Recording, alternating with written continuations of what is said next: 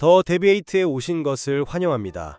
오늘 우리가 살펴볼 자료는 2025년 11월 13일 코스닥에 상장된 바이오 소부장 기업이죠. 큐리오시스에 대한 분석 보고서입니다. 아시다시피 상장 첫날 공모가의 4배까지 치솟는 따더블로 아주 화려하게 데뷔했는데 불과 며칠 만에 주가가 거의 반토막이 나면서 시장에 큰 충격을 줬습니다. 네, 맞습니다. 그래서 오늘 우리의 논의는 바로 이 극심한 변동성을 어떻게 해석해야 하는가, 바로 이 지점입니다. 과연 큐리오시스가 뭐랄까 혁신기술 기업이라면 겪어야 할 당연한 성장통을 겪고 있는 건지, 아니면 상장 초기에 과열됐던 기대감이 만든 거품이 꺼지는 위험 신호로 봐야 할지, 이걸 놓고 이야기해보죠. 좋습니다. 저는 큐리오시스의 독보적인 기술력과 그 장기 성장성에 주목하고 있습니다. 현재 주가 조정은 어디까지나 단기적인 수급 문제일 뿐이고 기업의 본질적인 가치는 전혀 훼손되지 않았다는 입장에서 이야기해 보겠습니다. 저는 좀 다릅니다. 그 기술의 잠재력보다는 현재 명확하게 드러난 재무적 불안정성, 그리고 고평가 논란, 또 수급 리스크에 집중해야 한다고 봅니다. 지금은 기대감보다는 위험이 훨씬 더 큰 시점이다. 이런 관점에서 말씀드리겠습니다. 네, 그럼 제 관점을 먼저 말씀드리겠습니다. 큐리오시스를 그냥 단순히 바이오 장비 회사로만 보면 이 기업의 큰 그림을 놓치기 쉽습니다. 이 회사는 랩 오토메이션, 그러니까 실험실 자동화라는 아주 거대한 패러다임 전환의 한가운데 서 있거든요. 랩 오토메이션이요? 네, 과거에 이제 수작업으로 하던 모든 연구 개발을 로봇이나 자동화 장비가 대신하면서 데이터 생산량이 폭발적으로 늘어나는 시대, 이른바 데이터 골드러시가 바이오 업계에서 시작되고 있는데 큐리오시스는 바로 그곳에 곡괭이와 삽을 파는 그런 기업인 셈이죠. 여기서 핵심은 독보적인 기술 내재화 능력입니다.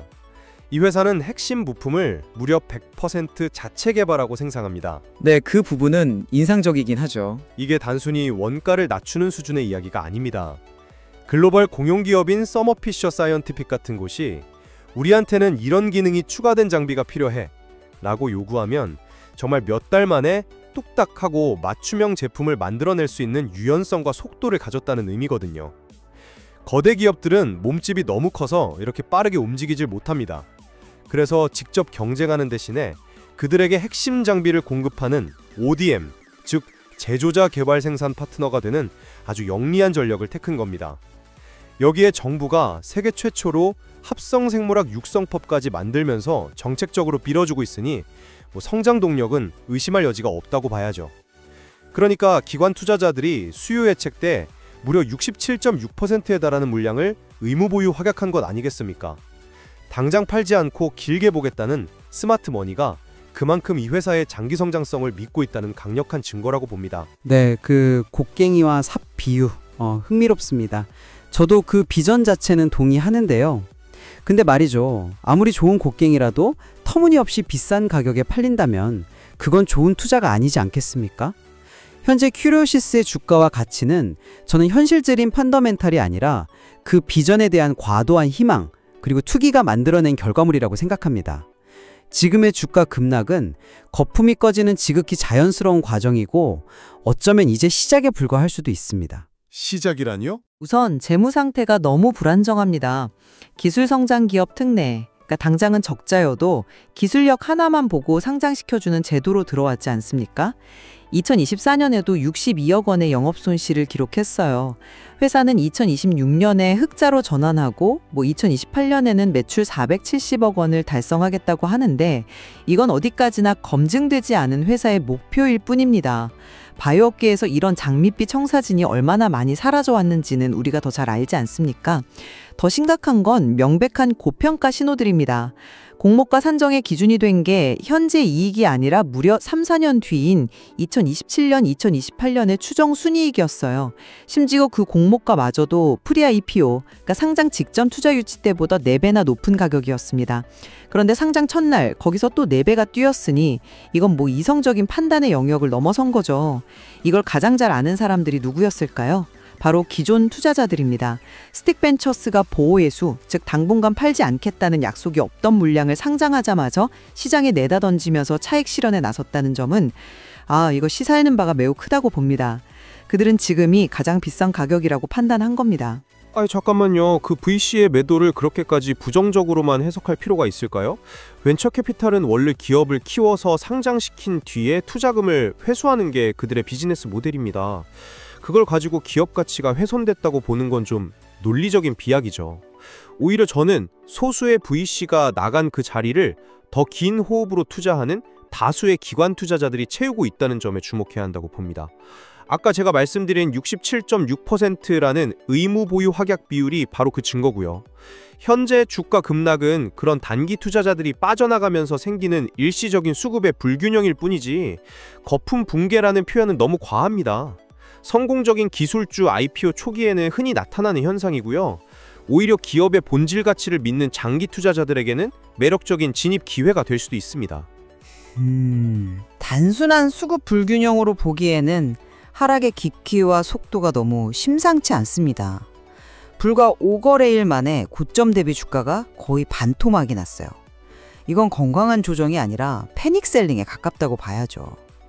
특히 11월 20일에 나타난 그 대량 거래를 동반한 장대 음봉, 그러니까 시초가보다 훨씬 낮은 가격에 마감한 긴 음봉 캔들은 기술적으로도 투자 심리가 완전히 얼어붙었다는 최악의 신호 중 하나입니다.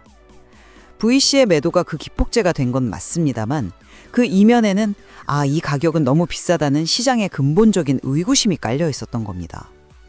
그리고 그 의무보유 확약 비율을 너무 긍정적으로만 보시는 것도 위험합니다. 반대로 말하면 그 67.6%라는 거대한 물량이 3개월, 6개월 뒤에는 시장에 풀릴 수 있는 잠재적 매도 폭탄이라는 의미도 되거든요. 지금의 수급 불안이 단기가 아니라 중장기적으로 이어질 수 있다는 뜻입니다. 수급 문제는 결국 시간이 해결해줄 단기 변수라고 생각합니다. 주가는 장기적으로 기업의 본질 가치, 즉 실적과 성장성에 수렴하게 될 테니까요. 2026년 흑자 전환 같은 미래 전망을 너무 불신하시는 것 같은데 산업의 성장성을 함께 봐야 합니다. 이 랩 오토메이션 시장은 2029년까지 연평균 12.1%씩 성장해서 약 31조 원 규모에 이를 것으로 예상되는 이제 막 개화하는 거대한 시장입니다. 이건 단순한 예측이 아니라 제약 바이오 기업들의 연구개발 비용이 기하급수적으로 늘어나면서 효율성을 높여야만 하는 어떤 절박한 필요에서 비롯된 구조적인 변화거든요. 큐리오시스는 이 거대한 흐름에 가장 좋은 위치에 서 있는 플레이어 중 하나고요. 정부의 정책 지원이라는 순풍까지 불어주고 서머피셔 같은 글로벌 기업과의 ODM 계약이 본격적으로 매출로 찍히기 시작하면 회사가 제시한 목표는 충분히 달성 가능한 오히려 보수적인 계획일 수도 있다고 봅니다. 전망은 언제나 장밋빛이죠. 하지만 그 전망을 그대로 믿기에는 현실의 리스크가 너무 많습니다. 아시다시피 바이오 산업만큼 기술 변화가 빠르고 경쟁이 치열한 것도 드뭅니다. 지금 큐리오시스의 기술이 독보적이라고 해도 그 우위가 3년, 5년 뒤에도 유지될 거라는 보장은 어디에도 없지 않습니까? 말씀하신 대로 시장이 정말 유망하다면 서머피셔 같은 글로벌 공룡들이 언제까지 큐리오시스의 부품 공급을 맡겨둘까요? 막대한 자본 요구로 더 좋은 기술을 가진 다른 기업을 인수해버리거나 아예 직접 내재화에 나설 수도 있습니다. 그렇게 되면 큐리오시스는 순식간에 경쟁력을 잃을 수도 있는 거죠. 미래의 불확실한 청사진 하나만 믿고 현재의 막대한 적자와 상식받기에 높은 기업 가치를 정당화할 수는 없습니다. 회사의 목표와 실제 결과가 얼마나 다른지는 수많은 기술주 사례들이 증명해주고 있지 않습니까? 바로 그 지점이 큐리오시스 비즈니스 모델의 영리함이 드러나는 부분입니다. 만약 큐리오시스가 자체 브랜드로 서머피셔와 정면으로 경쟁하려고 했다면 말씀하신 대로 리스크가 너무 컸을 겁니다. 하지만 이들은 싸우는 대신 파트너가 되는 길을 택했습니다. 그리고 그 파트너십의 핵심이 바로 100% 부품 내재화를 통한 커스터마이징 능력입니다. 이건 단순히 원가를 절감하는 차원을 넘어서 거대 기업의 R&D 부서와 거의 한 몸처럼 움직이면서 필요한 제품을 신속하게 개발해주는 기술적 해자 역할을 하는 겁니다. 몸집이 큰 공룡 기업들은 이런 유연성을 갖추기 어렵기 때문에 큐리오시스와의 협력 관계를 쉽게 끊지 못할 겁니다. 자체 유통망을 구축하는 데 드는 천문학적인 비용과 시간을 절약하면서 가장 효율적으로 글로벌 시장에 침투하는 전략이죠. 이 ODM 모델의 지속 가능성은 생각보다 훨씬 높다고 봅니다. 네, ODM 모델이 초기 시장 진입과 안정적인 매출 확보에 유리하다는 점은 저도 인정합니다. 하지만 그 명백한 한계도 봐야 합니다. 결국 최종 소비자를 상대하는 브랜드와 유통망은 파트너사인 서머피셔에 종속됩니다. 이건 수익성 확대의 근본적인 제약이 될 수밖에 없어요. 예를 들어서 큐리오시스가 아무리 혁신적인 제품을 개발해도 최종적인 가격 결정권과 마케팅 전략은 서머피셔가 쥐고 있으니 이익의 상당 부분을 그들이 가져가게 되겠죠. 또 파트너사의 정책이 바뀌거나 더 저렴한 대안이 나타나면 언제든 계약이 위태로워질 수 있는 리스크를 상시적으로 안고 가야 합니다. 기술이 빠르게 평준화될 경우 가격 경쟁력과 커스터마이징 능력만으로는 한계에 부딪힐 수 있습니다. 결국 자체 브랜드와 유통망 없이는 뛰어난 하청업체의 굴레를 벗어나기 어렵다는 것이 제 생각입니다. 장기적으로 기업 가치를 한 단계 더 끌어올리려면 반드시 넘어야 할 산이죠. 저는 큐리오시스가 랩 오토메이션이라는 구조적 성장 산업의 중심에서 단순한 하청업체가 아닌 핵심 기수요 파트너로서 자리매김할 준비가 된 기업이라고 봅니다. 상장 초기 주가의 극심한 변동성은 이 기업의 본질과는 무관한 단기적인 노이즈에 불과합니다. 시장의 공포에 편승하기보다는 이럴 때일수록 한 발 물러서서 기업의 장기적인 성장 잠재력과 그들이 구축한 영리한 사업 모델의 가치를 냉정하게 들여다봐야 할 때라고 생각합니다. 기술적 잠재력이라는 기대감은 분명히 존재합니다. 하지만 그 기대감 하나만으로 투자하기에는 현재 큐리오시스가 짊어진 리스크가 너무 무겁습니다. 재무적 안정성은 전혀 증명되지 않았고 주가는 여전히 고평가 논란에서 자유롭지 못하며 단기적으로 주가를 짓누를 수급 불안 요인도 명확합니다. 미래의 희망적인 전망에만 의존하기보다는 당장 눈앞에 닥친 현실적인 위험들을 먼저 관리하고 확인해야 할 아주 신중한 시점이라고 봅니다.